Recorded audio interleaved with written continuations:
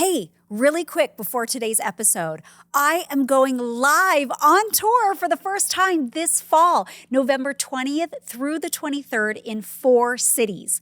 We will have fun and games, audience questions, full house trivia, real talk about women's health and fitness, and more. Get tickets at Candace.com/tour. Before we begin today's conversation, I want to give you a heads up. We will be talking about some sensitive subjects. This episode is intended for mature ears, so please listen with this in mind. I've gone to the bathroom way more regularly, and that might be weird for some people, but I could talk about poop all day long. We need to. You know, one thing I love is sharing stories that inspire us to live with faith and courage, and Truth and Treason is exactly that kind of story. It's based on the true life of Helmut Hübner, a teenager in Nazi Germany who couldn't stay silent. With nothing more than a typewriter, he risked everything to tell the truth. It's heartbreaking, yes, but it is also deeply hopeful and incredibly inspiring. What gives me chills is that hidden in his name are the German words Mut üben, practice courage. And that's exactly what this movie challenges us to do. If a teenager could be that brave, what excuse do we have? Parents, I especially encourage you to take your teens. Let this film spark conversation about truth, faith, and standing up for what's right. Truth and Treason opens in theaters October 17th. Get your tickets today at angel.com/Candace. And don't miss this powerful story of courage and conviction. I've never been to Israel, but it's a place I've often talked about with friends and really hope to visit someday. It's where the stories of the Bible happened, full of history and meaning. That's why I'm proud to partner with the International Fellowship of Christians and Jews. For over 40 years, they've been caring for Israel's most vulnerable, feeding children, supporting the elderly, and bringing hope to where it's needed most. There are stories in the Bible that come with promises. And for Christians, I think it's so important to understand the foundations of our faith and the special connection we have with the people of Israel, whose history is told in the Bible. Building intentional relationships and supporting the people of Israel is a way we can live out our faith. Join me in being a blessing to people who share the foundations of our faith. To learn more and find out how you can help, visit ifcj.org. That's ifcj.org.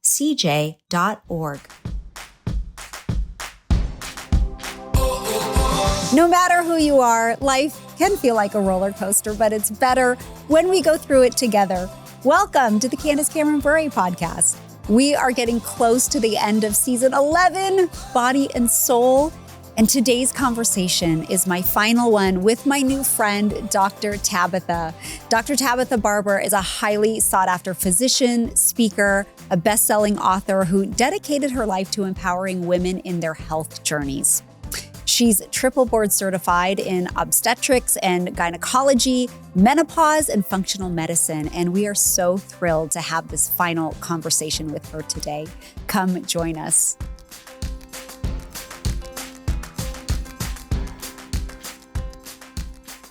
Hi, Dr. Tabatha. Welcome back. Thanks for having me back.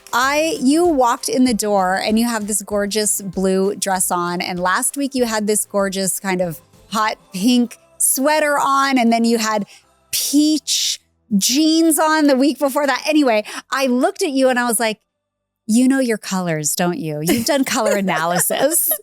I totally have. It is a real thing. I could not stop watching your Instagram about that. That was hilarious. It makes all the difference. It really does. I laugh at myself that I've become obsessed with it because it was just a fun thing. And then it really does make a difference. But every color I've seen you wear really works well. Like your skin looks amazing. Your eyes look amazing. You're a beautiful person, but the colors that you wear against your skin really make a difference. So like, I knew you were hitting it and I'm like, you know your colors.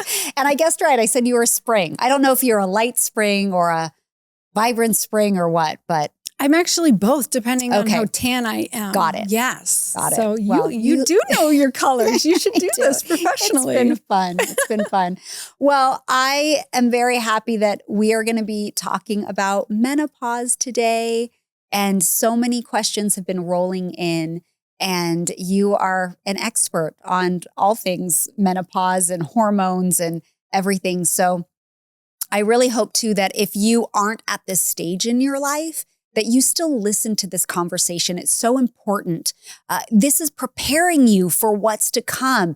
Be excited about it in that way so that you can prepare your body with the best steps forward. So even if you're 20 years old, listen in. It's going to be great. And you could actually probably support your mom who may be going through it or has been through it and is now in her post-menopause stage. So I remember I was at the mall one time and I had my kids, but they were really young. My mom came out to visit.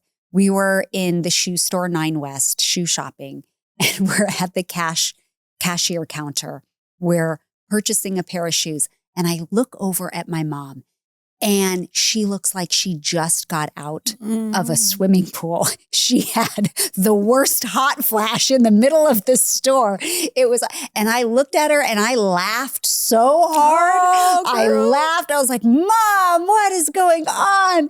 And she just, took a moment to collect herself, and she was so gracious. And here I am cackling at her, thinking it's the funniest thing. And she looked at me and she goes, "You just wait. You just wait. Just hope it doesn't happen to you like this." And now, obviously, I'm there. I have not hit menopause, but I'm there, and I am way more sympathetic at this point in my life. So, all you girls, when you see us go through these symptoms, I'm like, don't cackle and laugh like I did at my mom. No, we are struggling. It is painful. It is miserable. Yeah. But is there light at the end of the tunnel when you've hit that one day called menopause? Because explain that to us again. Mm-hmm. Menopause is only one day. Menopause is not a whole cycle. Yeah. So the definition of menopause is you've been 1 year without a period. And so technically after that, you're postmenopausal. But we use the term menopause all the time. You say, I'm in menopause. I'm in menopause. Yes. You're just in this permanent state. That you don't have a period. That you don't have a period because your little ovary factories have shut down. All the workers have gone. They've left the building. It's not coming back online. So it's kind of like reverse puberty. You went through this evolution and things started growing and turning on. And now things are shutting down and changing and regressing. And so we see that through our entire body, not just our ovaries. So now that our ovaries are no longer ovulating every month, they're not producing estrogen, progesterone, and testosterone, we are going to function differently because actually we have receptors to those hormones throughout our entire body, especially estrogen. So when you can't remember a word or a thought, it's because estrogen used to help your brain function. Mm-hmm. And now that you're like losing the thickness in your face, all that perky cheek, it's kind of sagging down. You're losing the collagen, you're getting wrinkles, you're losing the elasticity in the skin. All of these changes are happening because estrogen is no longer stimulating these tissues. So we actually see this through our entire body. And that's what we need to dive in and talk about, because this is not about just a hot flash and being uncomfortable. Mm-hmm. Like this actually affects our health. So when you've hit that state of menopause, how do you make life as great as it can be? Yeah. In terms of your body? What are the steps you can take? And if you didn't go through perimenopause well, if you didn't set yourself up for success in that way, can you change things at this point? Yeah, I love menopause. I think it's an opportunity to step into an entire new chapter of your life. So many of us have spent the past 20 or 30 years dedicated to our children, to our husbands, to our career. And a lot of us neglect ourselves or just care for ourselves enough to get by. Mm-hmm. We're not actually focused on like being strong and working out and making good food choices. We're all in survival mode. I love to think of menopause as an opportunity to shift the story that you're in. Like your story's going one way and now it can go another. And I think that God wants us to actually take time to take care of ourselves. You know, self-care is self-preservation. It's not selfish. It's actually what we need to do. So my mom, one day I just asked her, I was like, why do you work out and exercise and make good food choices? You know, nobody else does. I'm taking care of all these women who haven't taken care of themselves. And she said, because I took care of my mom and I don't want to be a burden on you. So she was doing it because she loved her children. So it wasn't selfish at all. She was working out to love us. And I just thought, that's how I want to age. I want to continue to show love by taking care of myself so I can play with my grandson and I can do all of the things. I can move my furniture if I want to go into a different house and just take care of myself. Yeah. Right. So we have to stop looking at it as it's self-centered or it's superficial. It's just way more than that. Right. Because it's not a commercial that you see on TV where you're worth it and you should do this and you should do that. That's not where it's stemming from. Because I have a hard time with the words self-love at times. And it's not because I don't love myself to take care of it. I mean, those are very important things. But I think as a Christian, sometimes we can say, well, is there no humility behind it? And that's where we can get caught thinking it can be a selfish thing to take care of ourselves. Well, let me just share with you, because I see women all over the country. And this theme is everywhere. Women are so unhealthy because they've neglected themselves that they cannot show up and do what God's called them to do. They are so focused on going to their doctor's appointments or their physical therapy or having surgeries and procedures. They've completely gone off track because they're not taking care of themselves. So if we just turn it around and think, God wants me to be strong and healthy and fit and nourish my body and eat all the good foods so I can go do his work. I can love on the people and do all the things. So it's back to what we said last week. Intention. What are your intentions? And this is a great opportunity to just rewrite your story and move forward on a different path. What are some of the biggest questions that women come in once they've hit menopause? Yeah. So is this ever going to end? Should I be on hormone replacement therapy? And how long do I need to do that? And when you say is this going to end? If they've already hit menopause, they're no longer getting a period. What are the symptoms are the symptoms different post-menopause versus perimenopause? They just multiply. They accumulate. They do. So it can get worse once your period is stopped? I didn't know that. And what's worse is that it's a lot of our private parts. It is our vaginal health, our bladder health, being able to be intimate with our partners. You know, we start to have painful intercourse, vaginal dryness, pain, bleeding, leakage of urine, pelvic floor. Got to do those Kegel exercises, prolapse. Ladies. It's a real thing. Okay.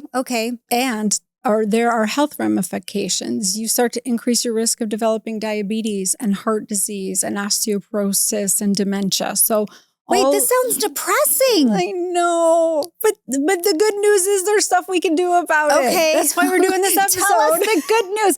Honestly, I thought perimenopause was, stunk, that was awful. But once you hit menopause, it actually was going to get better. Boy, was I misguided.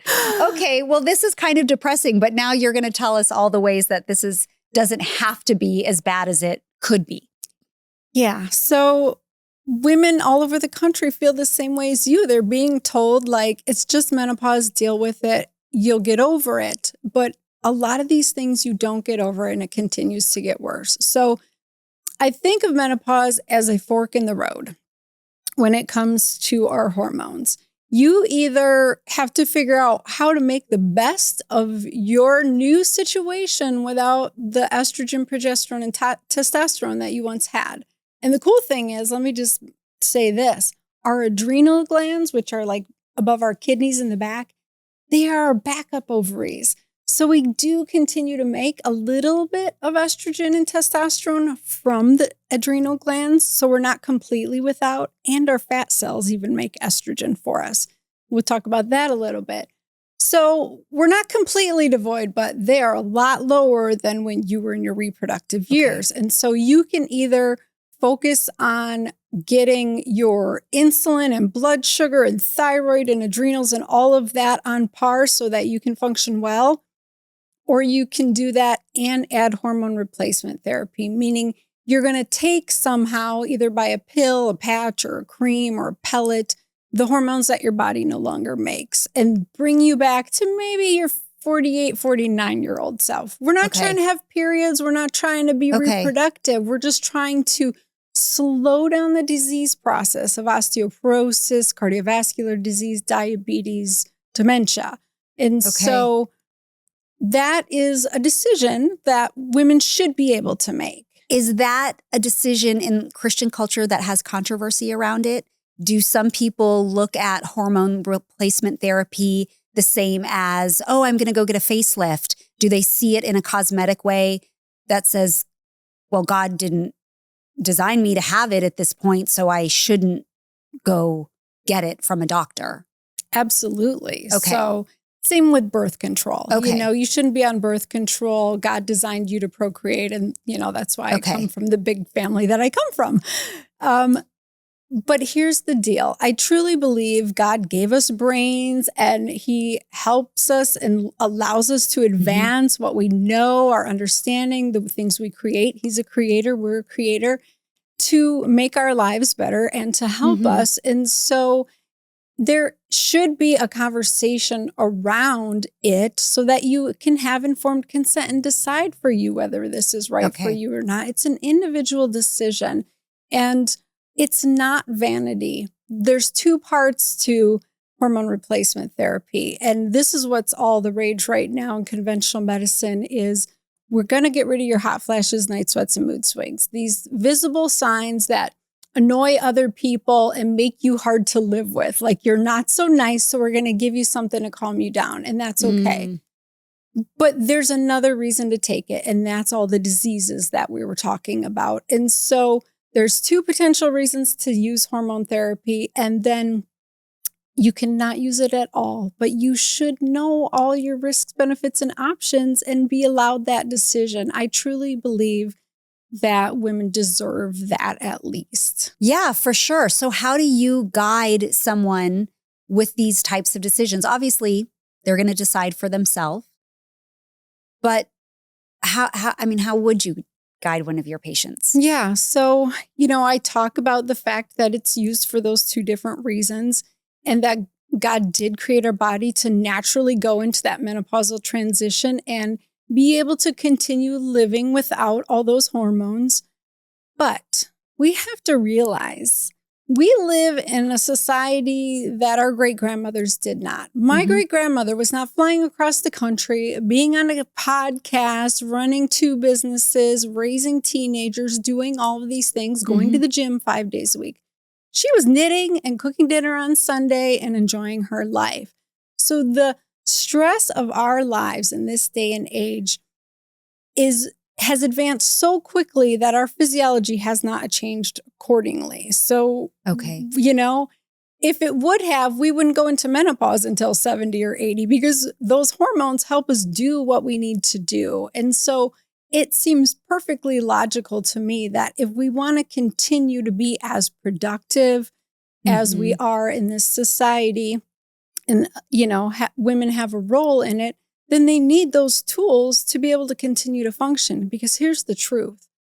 Women divorce their husbands at menopause. Women quit their jobs because they can no longer perform and think and, you know, do their presentations or finish their tasks, or they can't get along with their coworkers because they can't control their emotions. Like, this is a real public threat. And so much so that I am working with Michigan legislators right now because it is affecting the workplace and it needs to be addressed. So this is not superficial. It's not just, oh, poor mom's having a hot flash in 9 West. Like, it really is affecting her whole life.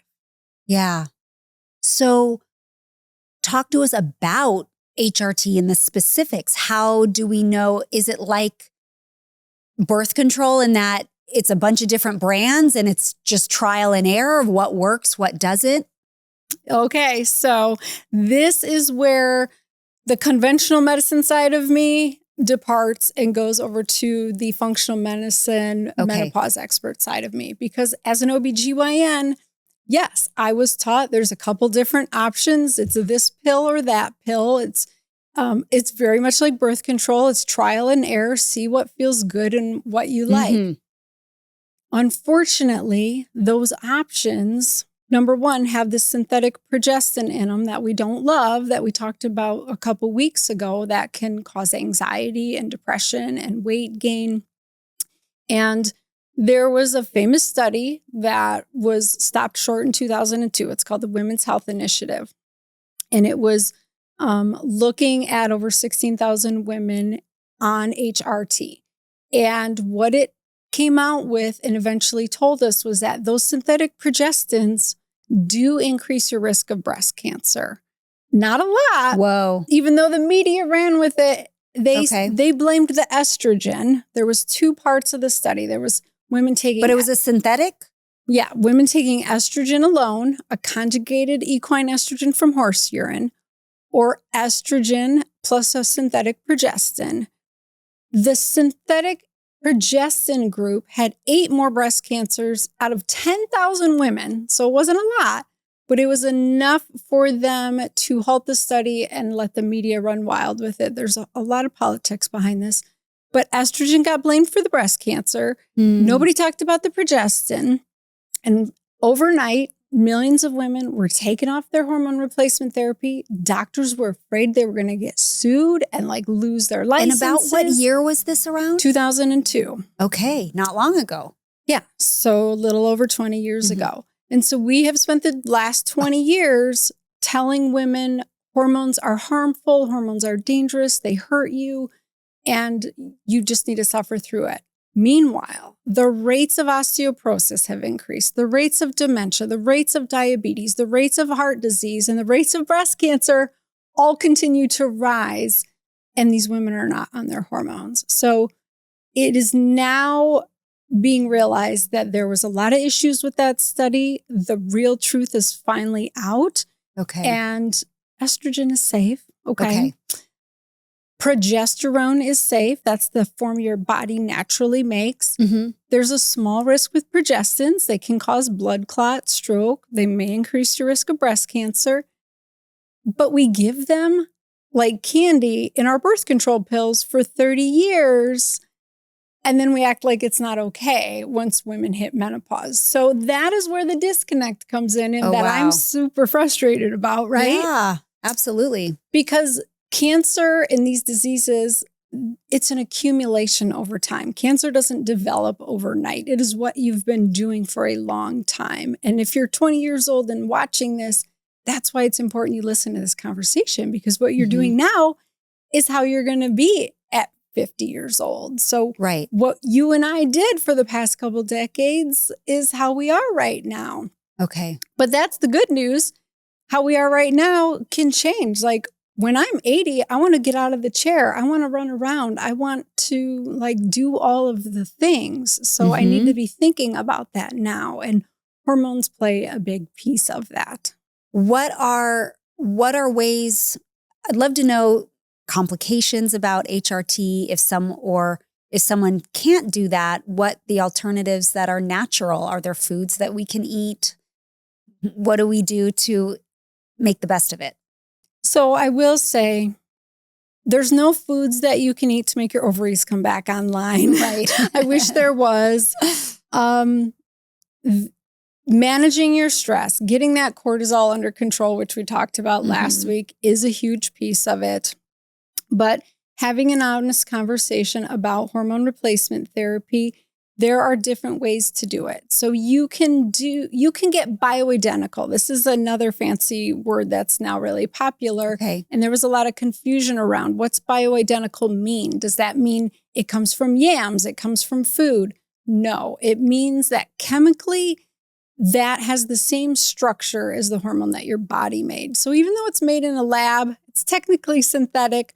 We refer to synthetic hormones as not chemically structured the same. Bioidentical means it's chemically structured the same. Does that make sense? Yeah, that makes sense. So estradiol can be a standard prescription from your doctor. That is biochemically what your body makes. Progesterone is what your body makes. Those are both standard prescriptions that your doctor can give you.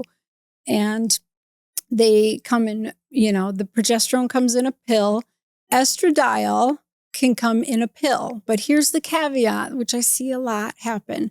Women on oral estradiol, their gut microbiome actually converts 30 to 50% of that into estrone, another form of estrogen, before it even gets absorbed into our bloodstream. And we don't want too much estrone because that is the one that can start to damage DNA and the cells and increase our risk of uterine cancer. So it's all very complicated, but just know that there are options out there and you don't need to be afraid. You just need someone who understands this piece of it. The other piece that conventional doctors will say is you only need progesterone if you have a uterus because it prevents that lining from overgrowing. It keeps it in check like we talked about.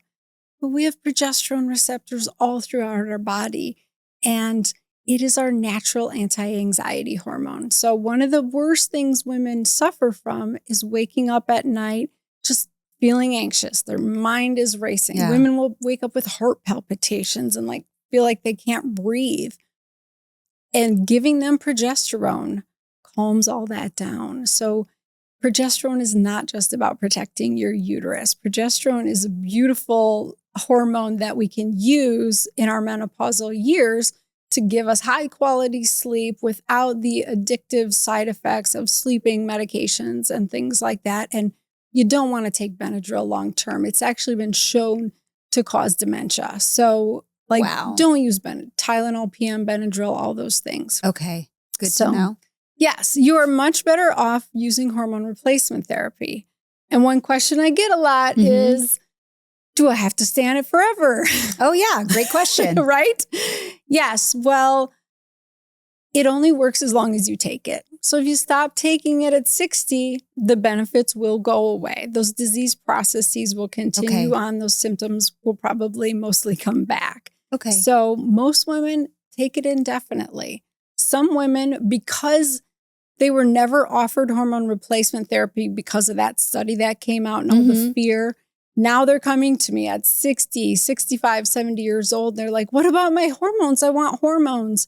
And at this point, what we understand the studies have told us is that once disease processes have set in, like bone thinning, cardiovascular disease, diabetes, it's not really reversible with adding estrogen back in. It might slow any more progression, but there is a little bit of risk involved. So those older women, they're probably going to want to focus on their vaginal health, their bladder health, and their bone health. Okay.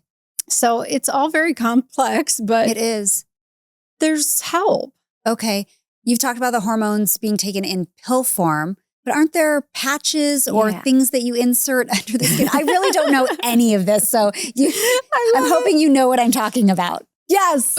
Patches are actually my favorite.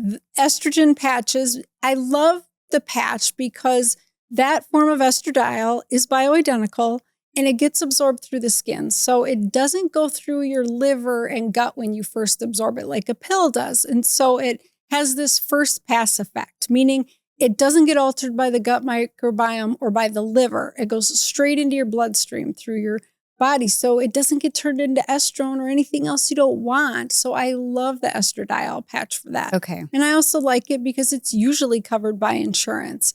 When we start to think about creams and other things, then we have to talk about compounding, having them made at a specialty pharmacy where the pharmacist creates special doses with those. And that is usually reserved for if the standard prescriptions aren't working. Okay. They're not providing relief, that type of thing. Okay. So you're right. There's all forms. And then there's a pellet, A pellet. That's what I was thinking about. Under the skin. Yes, I like your demonstration. It actually goes above the butt cheek and the hip area a little bit. And it's a little procedure. So they cut your skin open and they put it under your skin. It lasts 3 to 4 months. But here's the deal. Once it's in, it's in. You can't take it out. Does it eventually dissolve? It does. So it's continuously releasing hormones as it's dissolving. And unfortunately, because of the form that it's in, you usually get really high doses initially and then kind of come down from there. And so testosterone is a really popular pellet to get. And women feel great the first time or two that they get it. But what we notice is a lot of times, then those really high doses, they start to have side effects. They start to have chin hairs that they don't want, or acne, or hair loss on their head. Okay. And they require more testosterone, higher doses to get the same effect. So pellets, I would say, are for not many women. And is testosterone in the pellet, or is there other estrogens that are in a pellet? Or is it? So they're separate. So there's an estrogen pellet and then there's a testosterone pellet.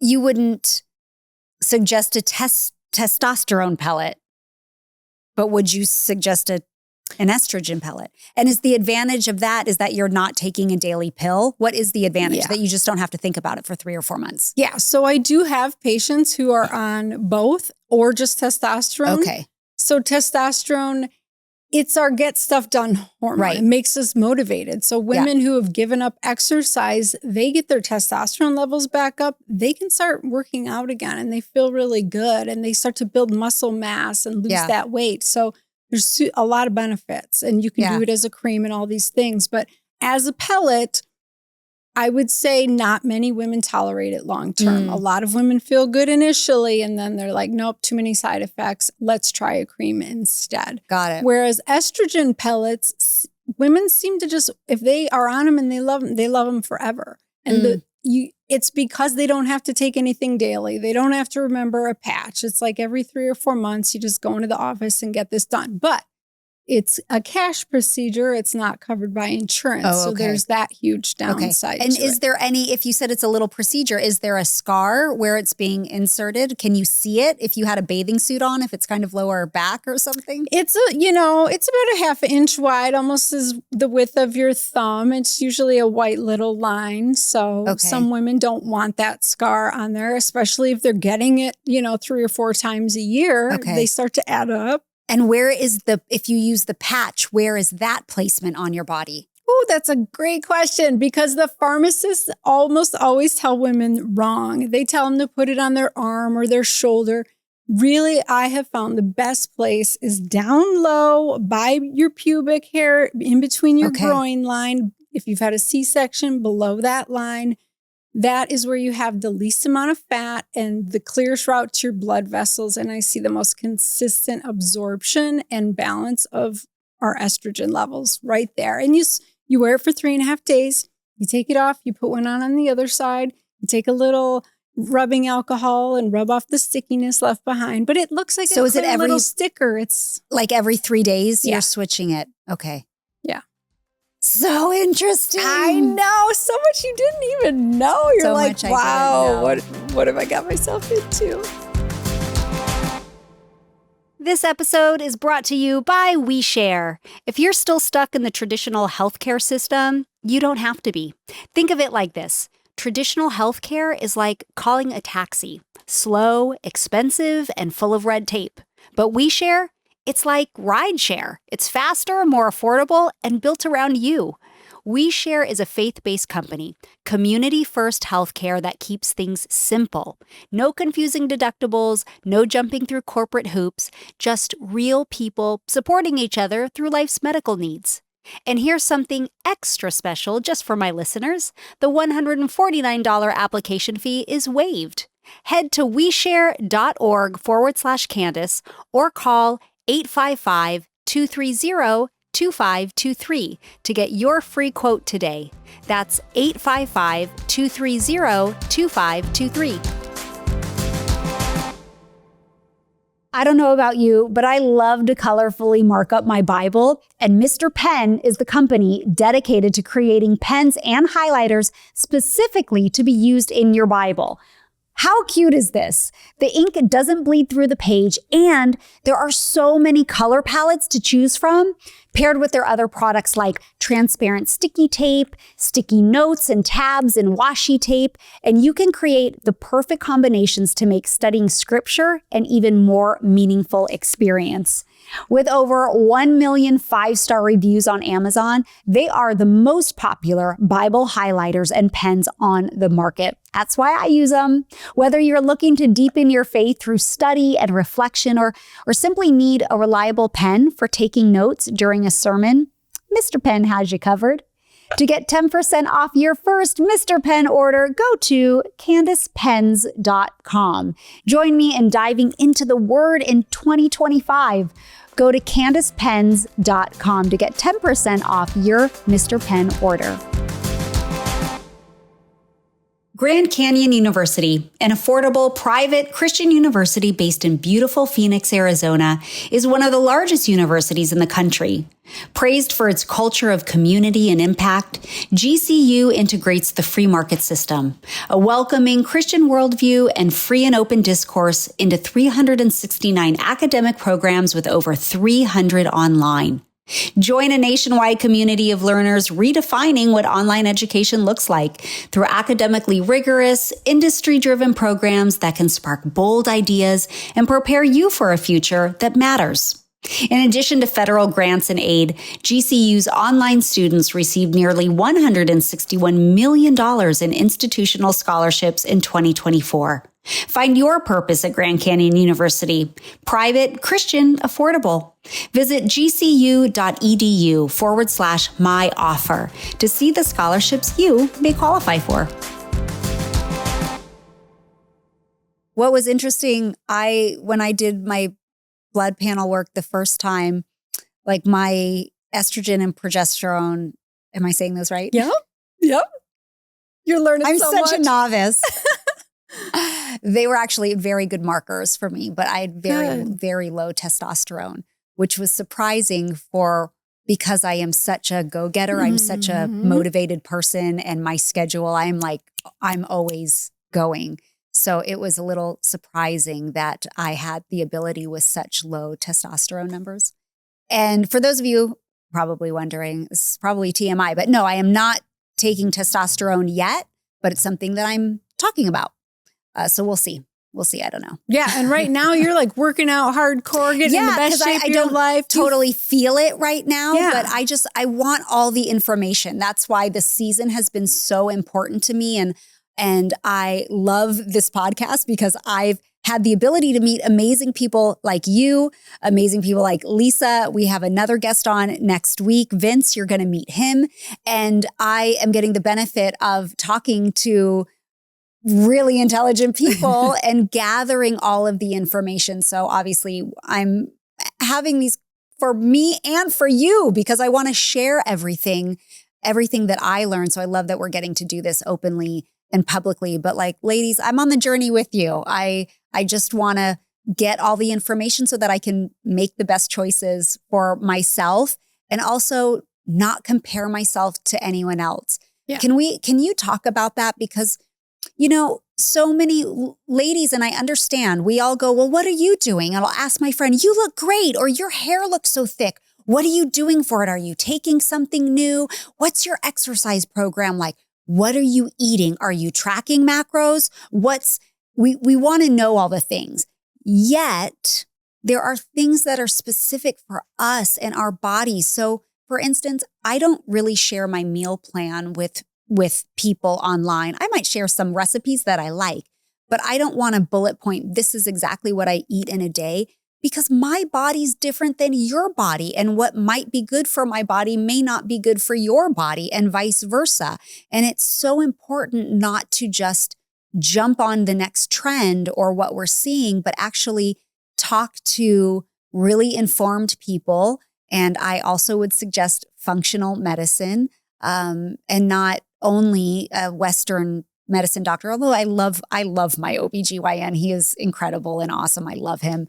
But find out what your body needs. Yeah, absolutely. This is what I see a lot is women, they listen to a podcast or they watch a YouTube and they reach out to me and they're like, I need hormones. I'm like, oh, you do? Yes, I heard I need hormones. I'm 51 and I need hormones now. Yeah, exactly. So it's not cookie cutter like that because we are all dealing with our own stressors and different cortisol levels, our own genetics, our own toxic burden. How full is your bucket? What kind of life are you living? Like all these things interact and come into play. The gut microbiome, so many things are like making you an individual. And so a lot of women think as soon as they start to feel some hormonal chaos or imbalance, I better get on hormones. That will be the answer. But I promise you, that's like a dog chasing its tail. You're not going to get anywhere until you take care of the root causes of what caused that hormone imbalance in the first place. If it's straight menopause, your ovaries closed the factory and went home, great, you'll feel better. That's almost never what I see. It's almost always because they're drinking, 2 cocktails every night and they hate their job and they're stressed out and they're not talking to their husband or having sex anymore, or they're fighting with their friend. And like all of these things are driving your body out of balance. And like I mentioned before, your hormones are the first things to go out of whack and offline because that is the least important to your body. Reproducing is not going to happen if you're in survival mode. So please understand that you're an individual. You cannot compare yourself to Candace or myself or your best friend or even your sister or your mom. You are an individual. So you might need progesterone at 46 or 42. You might never need it. You might need an estrogen patch at 50. You might want testosterone in your 40s or 50s.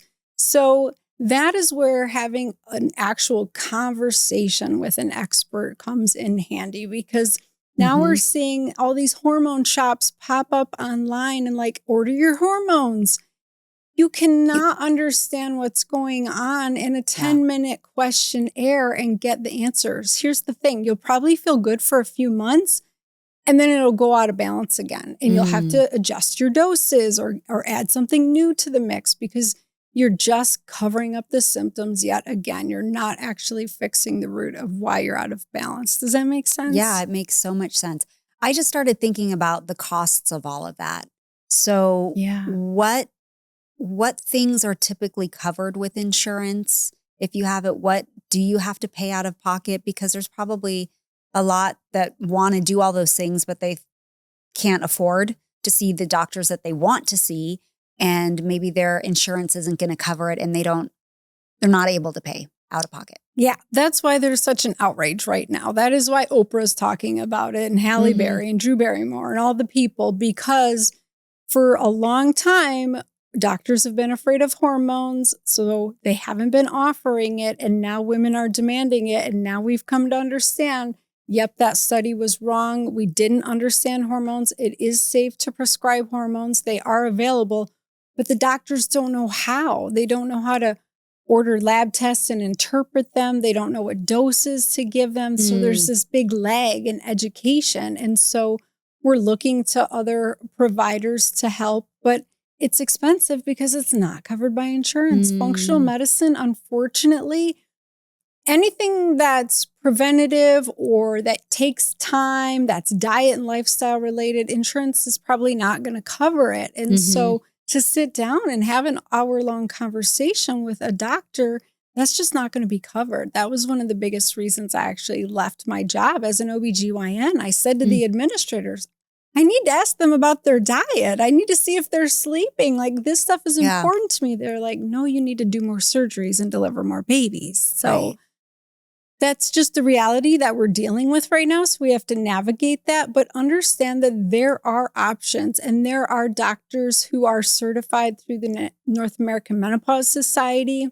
who who will help prescribe hormones. And there's a lot of OBGYNs who are now feeling the pressure and going and getting educated on hormones. So keep talking to your doctor, because the more that you ask and advocate for yourself, the more it's going to force them to, shift and evolve. Doctors don't actually know everything, and that's okay. And so we need to advocate for ourselves and push for change. But there is help out there, I promise you. Okay, great. I've been so encouraged with some of the people, again, that I follow on Instagram, and I don't know any of them personally. They just have popped up on my feed. But there's a whole world of women in their 50s that have been in the best shape of their life. I mean, never. They look way better in their 50s than they ever did in their 20s. And they just got control of their health and their fitness, their food, their hormones. But it's what you said. They took control of it. Mm-hmm. They started asking questions and then taking the steps to do that. And I just love that. I mean, I eat it up. I could just doom scroll through their pages all day long because it really inspires me. And anyway, if the very start of that, I feel like I might be repeating myself from last week's conversation, but would you say even getting food allergy tested would be beneficial? Like, are you allergic to gluten, corn, these things? Or are there foods that you just know everyone should stay away from? Oh my goodness. So many great questions. So this is how I start when I see a patient. I have them do a program where we do stool testing, we do food sensitivity testing, we do adrenal and hormonal testing. So I want to see, what does their 24-hour cortisol pattern look like? How is your stress throughout the day? I want to see how you're metabolizing your hormones. I want to see what your gut is doing. I want to see if your immune system is inappropriately responding to foods or attacking your own body. I want to see what your thyroid's doing. So all of that is really helpful information so that you can get a full picture of what's going on for women. So unfortunately, that's not something everyone has access to, although it is improving. It's getting better. People are out there.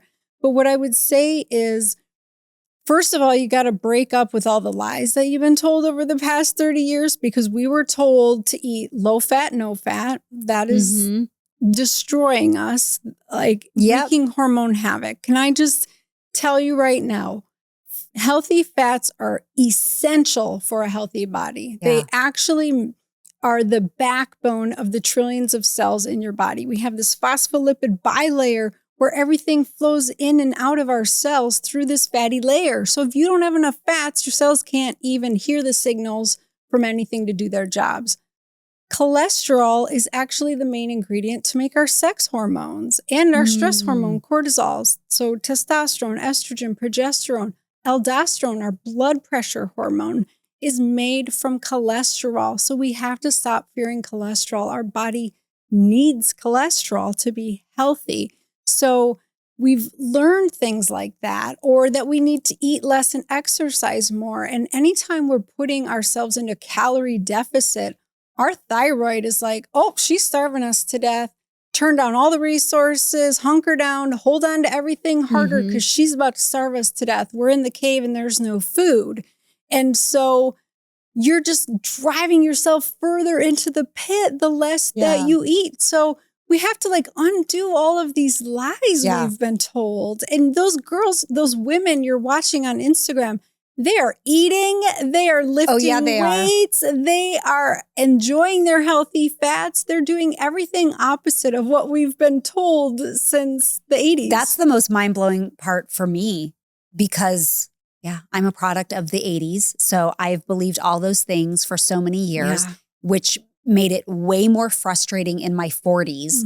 And then I'm sitting there going, well, I guess I don't know anything because I've believed all of this stuff. This is what I was taught. I try to stay up on it, but I don't even know what to believe anymore. What is real? And since I've started learning more and changing things, I eat more than I ever have. I've gone to the bathroom way more regularly. And that might be weird for some people, but listen, I could talk about poop all day long. We need to normalize that. If your doctor doesn't ask you about your pooping, then they're not doing their job. Yeah. But I didn't even know that it was possible to poop 3 times a day. I had no idea. That's never been a part of my life. And realizing that I have had major issues with my gut and getting that on track, so many things are changing in my world. And it's like, this is so eye-opening and exciting. And it's crazy. It's essential for us to understand that our body will do anything to stay in balance and to keep us in survival mode. So that's, that is our main focus. And on top of that is reproduction. So beyond that, thriving is stuff that you actually have to do actively to really help. So, when we talk about menopause and all of these shifts, I just want to invite women to understand that this is such a beautiful opportunity to take back ownership and control of your health. And it really can shift everything else around you, all the people around you, your relationships, everything. So it doesn't have to be scary. I know it feels like so overwhelming. No. Well, we're going to take some listener questions. This first one is from Arlene, and she asks, how do you feel about fasting? I think this is a great question because it's really twofold. There's fasting, but for different reasons. That was the twofold. You can fast simply for the sake of maybe you're intermittent fasting. Maybe you're deciding to do a 72-hour fast or whatever. And then there's fasting for prayer, fasting for biblical reasons. So I would love to hear your take on either or both. Both, yes. So about 3 or 4 years ago, God downloaded Fast to Faith to me. This is my fasting program that is all faith-based. And what he really showed me was I was teaching women how to fast to get healthy because there's super health benefits. It helps reverse disease. Within 24 hours, your gut can start healing. The bad bacteria and yeast will start to die off with just fasting. So you can reverse diseases with fasting, okay? But then spiritually, you start to hear from God. And all those fleshly desires, they start to go away. And you realize you actually have more control than you realize. You don't have to eat just because you feel hungry, just because your ghrelin hormone increased. So ghrelin is our hormone that makes us feel hungry. You think of growling, ghrelin, but it's pulsatile. It goes up and half hour later, it will come down. So if you ride that wave and don't actually eat and give into that every time, you won't be hungry anymore. So drink some water, go for a walk, read your Bible, and that can be really empowering. So what God taught me was that as soon as you start to live beyond your fleshly desires and your so-called fleshly needs, that he really will go to work for you. And in our weakness, we are made strong. Like he gets to work and the conversations can open up and you can start to hear from him and the Holy Spirit can move you. And all of these things will happen because you're no longer focused on your body so much. Like your spirit is speaking. Now your spirit is alive. And it breaks my heart that we have turned fasting into another fad diet. But fasting without faith is just another failed diet. Like you're going to fail. And that's what I get. I get women who are saying, I lost weight initially. Now I've been doing 16-8 for 2 years and I've plateaued. I can't lose the last 20. Well, there's a couple things going on. Number one, your body likes diversity. It doesn't like to eat the same things, the same time every day, all the time, all year round. We were created to eat seasonally. So different foods at different times of the year, in the summer, we're supposed to eat more fruits and berries. In the fall, we're supposed to eat more root vegetables. In the winter, we're supposed to eat more meats. Like we are supposed to be cyclical beings like that. And the time that we eat should change because your body is constantly trying to be in homeostasis. So if you always eat from 10 to 6, that's where your new set point will be. Whatever weight you're at, that's where you'll stay. So if you're trying to lose weight, you got to shake it up. You have to change your fasting protocol to burn that own fat. Yeah, I just learned this. This is brand new, but I'm now becoming metabolically flexible. Yes. I think that's the term Vince uses. He's going to be on the show next week.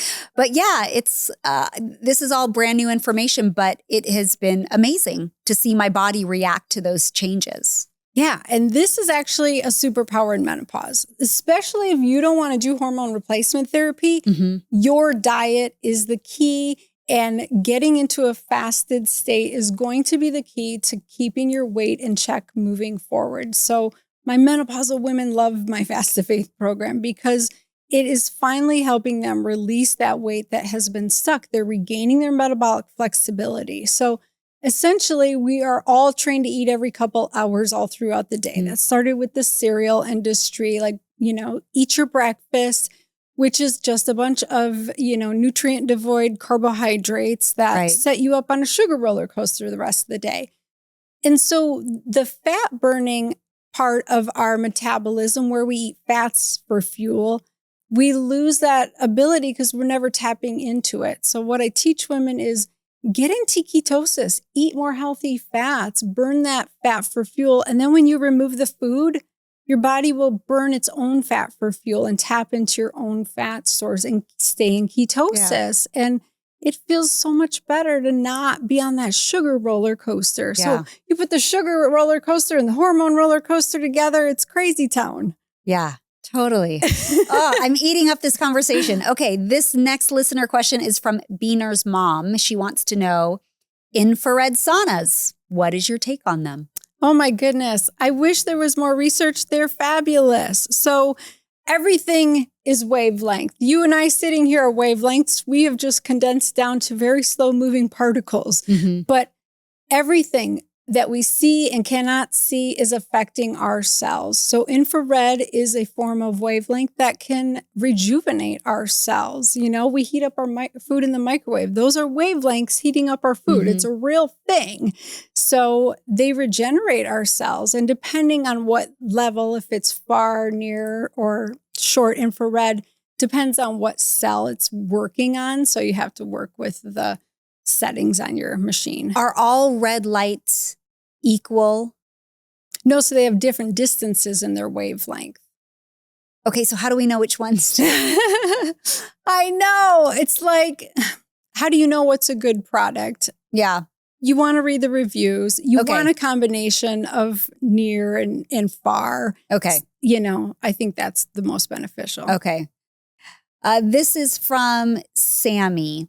And she says, she asks, what is the best time to wake up? As a mama of 2 littles, I struggle with my mornings. Oh my goodness, girl. The time to wake up is when your baby's waking up. That's what I was going to say. I know. Like, you have to give yourself grace during that time because you are sleeping whenever you can and you're doing the best that you can. Ideally, it's good to wake up before them so you can have your own quiet time to move your body and read some scripture. But if you're not sleeping at night and you're exhausted, give yourself a break and just sleep until they wake up. And that's going to change. It's going to be over in a blink of an eye. It really is. And you're going to be like, oh, I miss those babies. If it is encouraging to you, I was never a morning person. I was awful when I was younger, but I had my kids young, again, 22, 23, 25 years old. And probably by the time I hit 30, I started becoming a morning person. It took a while, but now I'm very much a morning person and I'm in bed by 8 o'clock. I love a 5 o'clock dinner. And then Val and I are just like little TV, night, lights out and at 8 o'clock. So things could change for you. But once your body kind of will eventually get on a new rhythm as your kids get older, I hope it comes for you. It did come for me. Yeah. It got easier. Yeah. And as soon as you have a routine, it changes. Yeah. That's literally what happens. Yeah. Oh, I'm so sad for this to end. Me too. This has been such a wonderful conversation. And thank you for joining us and really helping bring this whole entire season about our body and soul together. So I hope that you'll come back and we can just keep talking with some other season. Oh my But thank you, Dr. Tabatha. And where can people find you? At drtabatha.com. It's 3 A's, no I. My mom spelled it wrong. Or fasttofaith.com. I'm the gutsy Dr. Tabatha on Instagram. But I just want to thank you because you are so real and authentic, and that helps women feel safe and secure enough to ask you these questions and to have these conversations. So thank you for this platform and for helping so many women. Well, thanks. I appreciate that. Okay, well, life really can't be a roller coaster, so we have a whole body guide for you this season. It's available at Candace.com. And I also have a new app where you can become a monthly member. You can ask questions. You can join a podcast discussion group. It's called the Together Community, and I really hope you check it out. You can go find out all the info at Candace.com/together and learn how to become a monthly member. Until next time, be grateful all day, every day. Candy Rock Entertainment, all rights reserved.